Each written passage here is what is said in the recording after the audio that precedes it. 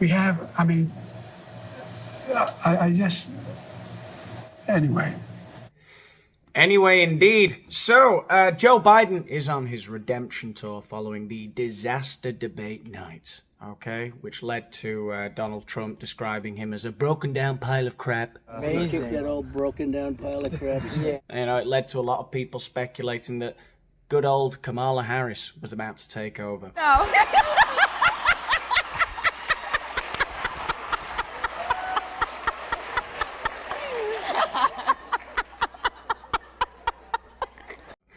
But Biden has moved to allay the American electorate's fears by giving a wide-ranging interview with ABC News, which we're going to take a look at. It's going to be great. Who's Daniel Boland?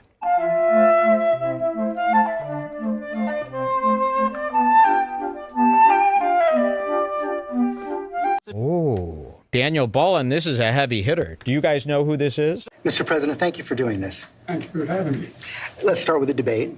You and your team. So, a wonderful start to the interview. I love Mr. Stephanopoulos' style. I like the cut of his jib. Straight in there. No lube. Ugh, I hate it when people say that. It's always sex people who say stuff like that. They're doing that to put images in your head. But be that as it may, I like this guy's style. No lube. Gets in there straight away. Straight to the meat of the matter. Okay? He's asked him the debate. And Biden, I have to say, is reassuring, right? That is a reassuring old grandpapa smile, right? That smile says to me something like, I don't know, what does that smile say? Poor kids are just as bright and just as talented as white kids. Wealthy kids, black kids, Asian kids.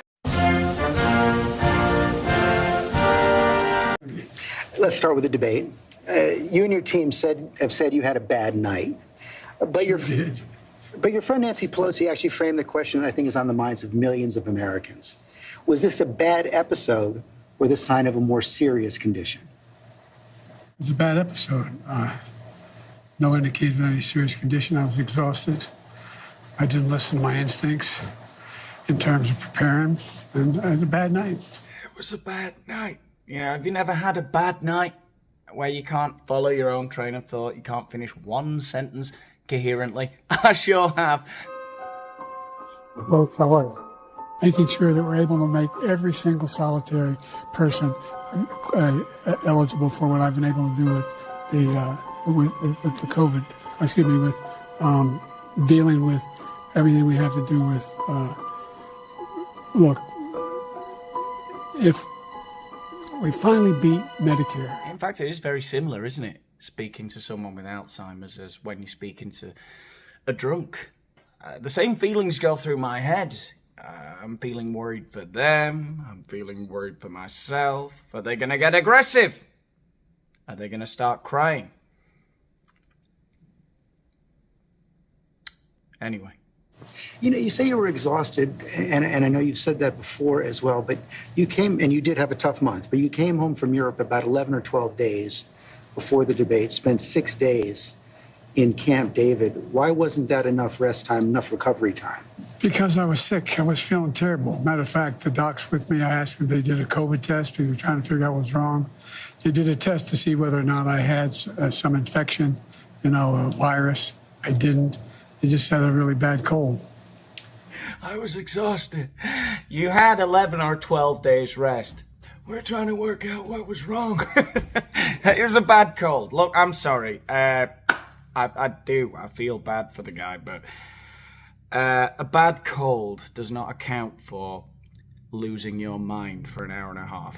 We're trying to provide housing for Black Americans. The impact on the choice, the idea that they're gonna, I'm proposing that everybody, the millionaires pay 1%. So no one I would not raise the cost of Social Security for anybody. And, might I add, lest we forget that this is not the first time that Joe Biden has been accused of this kind of thing. It's kind of an ongoing thing.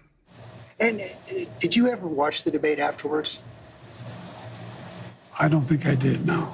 Judge not, lest ye be judged, all right?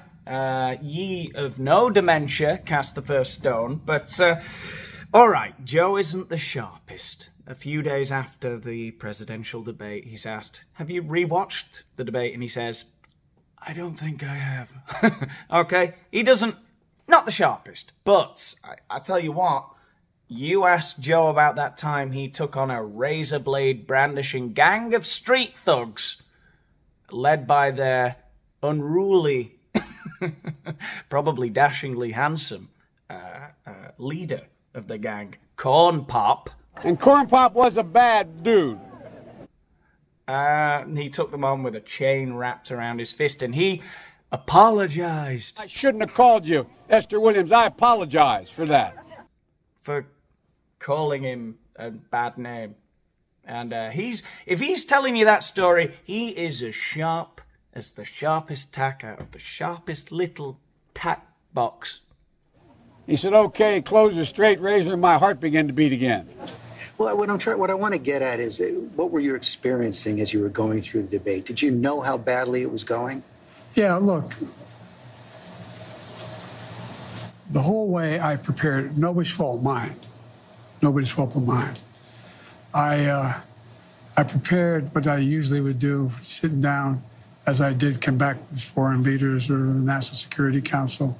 Look, I don't know if it's just me, if I'm being too harsh, but I really have a tough time understanding Biden. And I mean, I feel like his family and people who spend a lot of time with him probably understand what he's getting at. But isn't it a little bit worrying that the leader of the free world can't be understood by people who speak his own language? I think what he was saying there was something along the lines of that he prepared for the debate with Donald Trump the same way as he would if he were going to meet with a foreign leader or the NASA Security Council. I prepared what I usually would do, sitting down, as I did come back with foreign leaders or the National Security Council. But I'm having to assume that's what he's saying. There's loads of little words missing and mumbling and that. Like, it's not 100% clear that that's what he's saying. And then he seems to go off on tangents, like words confuse him, and so the sentence doesn't end ever where you expect it to. I prepared what I usually would do, sitting down, as I did come back with foreign leaders or the National Security Council, for explicit detail. And I realized about partway through that, you know, I get quoted, the New York Times had me down at 10 points before the debate, 9 now, or whatever the hell it is. The fact of the matter is that what I looked at is that he also lied 28 times. I mean, the way the debate ran, not my fault, no one else's fault. No one else's fault. So he appears to be claiming that his poor performance was not just down to his terrible cold, but because Donald Trump lied 28 times. He wasn't prepared for that. That really threw him off. And I've got to say, anyone who watched the whole debate, it wasn't like Donald Trump was making any outlandish claims and making a stream of personal calumnies against Joe Biden. It was really quite a light performance from him. I mean, you can fact check everything after the debate, as people did for both sides, and both Biden and Trump said things that might not have been 100% accurate. But it wasn't like he was doing anything crazy. He was just doing a typical Donald Trump. You know, the economy was great when I was president. Now it's terrible. Joe Biden's awful. I'm amazing. That was the gist of it. I don't see how that is really going to throw you off course, blow your mind. But it seemed like you were having trouble from the first question in, even before he spoke. Well, I just had a bad night. You've had some bad interviews once in a while. I can't remember any. Yeah, I'll bet you can't. But look, I've said before, I don't want this to be a political channel per se. You know, I don't want people coming on here and getting turned off. Quite the opposite.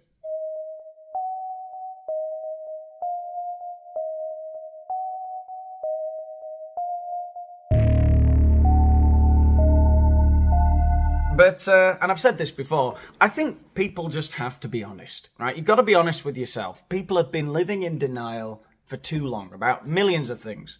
their sexuality. No, I don't know. One of the good things about the fallout of the Trump-Biden debate is that a lot of pro-Democrat news channels and anchors and pundits and people have been forced to give legitimacy to what people have been saying about Joe Biden now for years, that his cognitive decline is bleedingly obvious, and I don't know what that means. Okay, I don't know if he has to drop out. Like, who do you replace him with? Screeching, cackling Kamala Harris? I love good news. Love good news. I just love good news. Or American Psycho guy Gavin Newsom? I don't have all the answers, but I would like you to do this. I'd like you to try this little thought experiment. I hope none of you feel patronised. Imagine you were to ask Joe Biden right now 100 questions about what the fuck's going on in the world. If you were going to ask him about state-level problems in any of the 50 states, if you were to ask him anything about pop culture, the economy, crime stats, how many things do you think he could have a detailed conversation about? Not a surface-level bullshit, things are bad, things are good. Really, like, how many of those do you think he would get right? And I'm going to continue to move until we get the total ban on the total initiative relative to what we're going to do with more Border Patrol and more asylum officers. President Trump?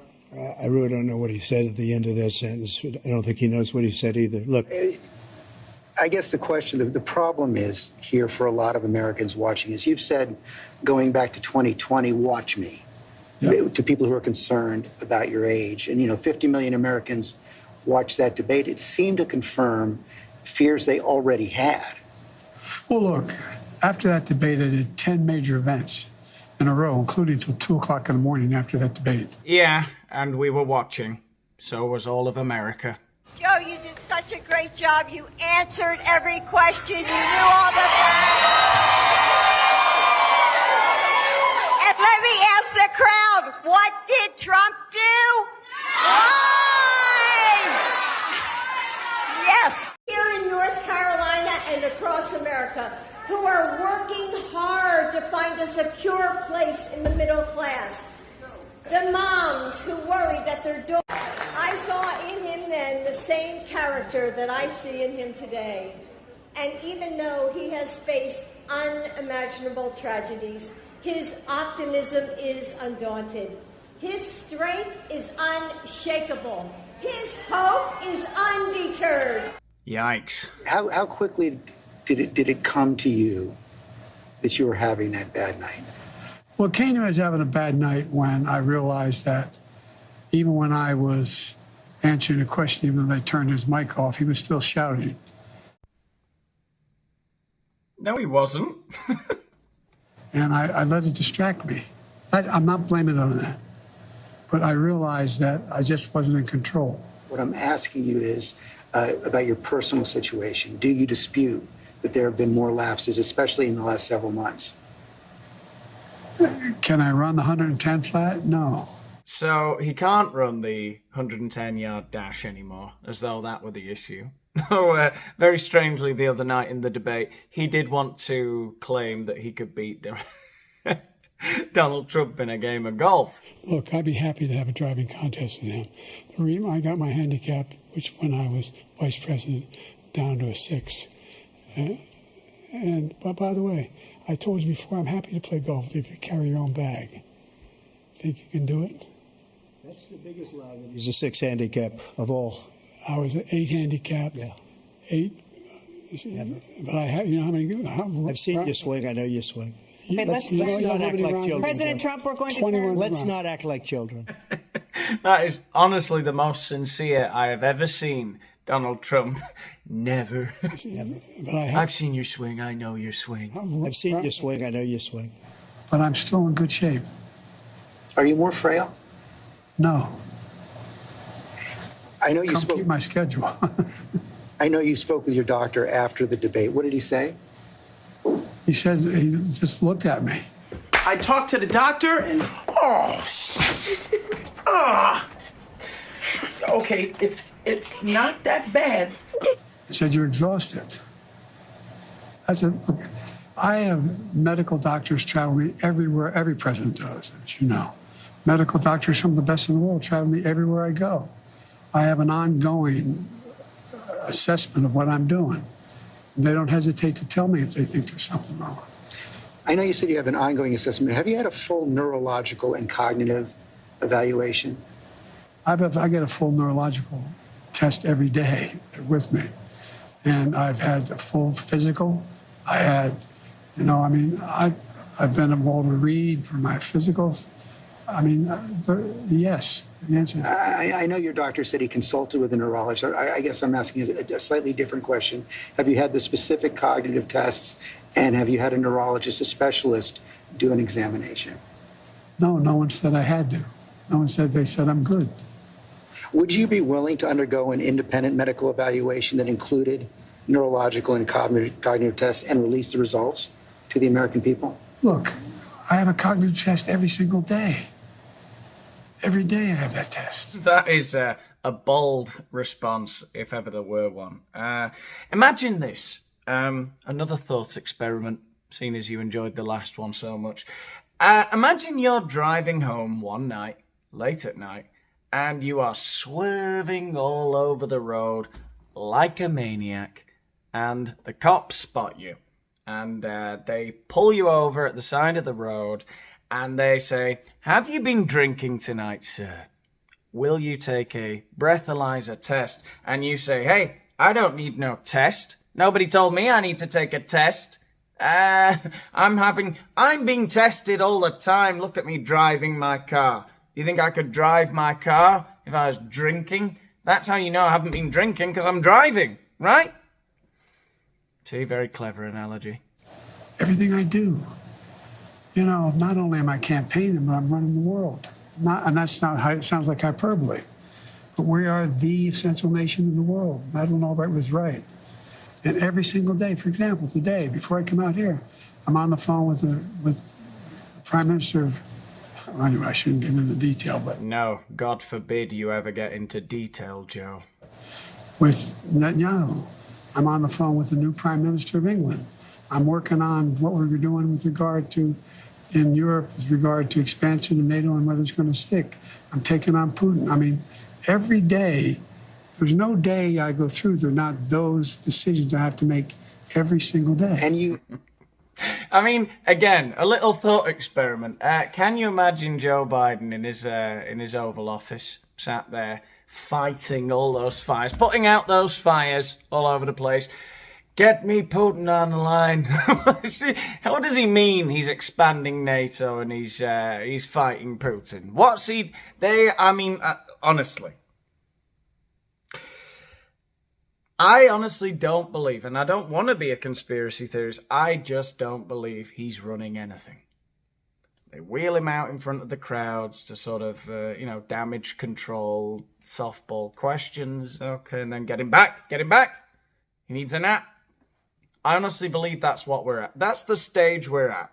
I'm not even joking now. You have been doing that, and the American people have been watching, yet their concerns about your age and your health are growing. So that's why I'm asking, to reassure them, would you be willing to have the independent medical evaluation? Watch me there's a lot of time left in this campaign. It's over 125 days. So the answer, decision. The right answer right now is no, you don't want to do that right now. No, I've already done it. You talked a lot about your successes at the beginning of this interview, and I don't want to dispute that. I don't want to debate that. But as you know, elections are about the future, not the past. They're about tomorrow, not yesterday. And the question on so many people's minds right now is, can you serve effectively for the next 4 years? George, I'm the guy that put NATO together, the future. Is he? No one thought I could expand it. I'm the guy that shut Putin down. No one thought it could happen. Yeah, George, don't you remember how he shut Putin down and the war ended? You'd forgotten that, hadn't you? I'm the guy that put together the South Pacific Initiative with AUKUS. I'm the guy that got 50 nations, out, not only in Europe, outside of Europe as well, to help Ukraine. I'm the guy that got Japanese to expand their budget. And for example, when I decided we used to have 40% of the computer chip in it, we invented the chip, that little chip for the computer chip. It's in everything from cell phone to weapons. He invented computer chips. He expanded Japan's budget. You know, I know I should be able to fill in the gaps here, but the thing is, I shouldn't need to. Do you understand? I know everyone who's a big Biden fan will know exactly what he's talking about, but it's not obvious, you know? He's kind of jumping around, mentioning vaguely things he remembers he was involved in. The chip, there's chips in your phones and weapons. All right. And so we used to have 40%, we're down to virtually nothing. So I get in the plane against the advice of everybody, and I fly to South Korea. I haven't edited that out, right? He's gone computer chips that are in the phones, in the weapons, and we were down to 40%. So against everybody's advice, I went to South Korea. I'm sure all of those things are linked, but fuck me. I convinced them to invest in the United States billions of dollars. Now we have tens of billions of dollars being invested in the United States, making us back in a position where we're going to own that industry again. We have, I mean, I just, anyway, I don't want to take too much credit. I have a great staff. But I guess my point is, all that takes a toll. Do you have the mental and physical capacity to do it for another 4 years? I believe so. I wouldn't be running if I didn't think I did. Look, I'm running again because I think I understand best what has to be done to take this nation to a completely new level. We're on our way. We're on our way. And look, the decision recently made by the Supreme Court on immunity, you know, the next president of the United States, it's not just about whether he or she knows what they're doing. It's not about a conglomerate of people making decisions. It's about the character of the president. The character of the president is going to determine whether or not this Constitution is employed the right way. Well, to be fair to Biden, that is a solid point, and one that they will need to reiterate throughout his presidential campaign, I fear.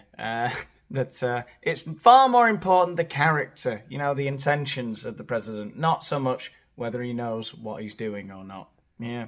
Anyway, that's where I'm going to finish today's video. I'm going to do another one on this interview and the second half of the interview, but that's going to go up on Patreon. So if you want to help out with the channel, you can check the link in the description and get access to all my secret videos that are on there. What else? Yeah, if you've enjoyed the video, give it a like. Let me know what you thought in the comments. Help out with the algorithm that way. Okay? And if you haven't subscribed to the channel yet, well then do that, because that'll be good. And I guess I'll see you in the next one. Mr. President, can you tell us, sir, Donald Trump refers to himself as a political prisoner and blames you directly. What's your response to that, sir? Do you think the conviction will have an impact on the campaign? We'd love to hear your thoughts, sir. Should he be on the ballot, sir?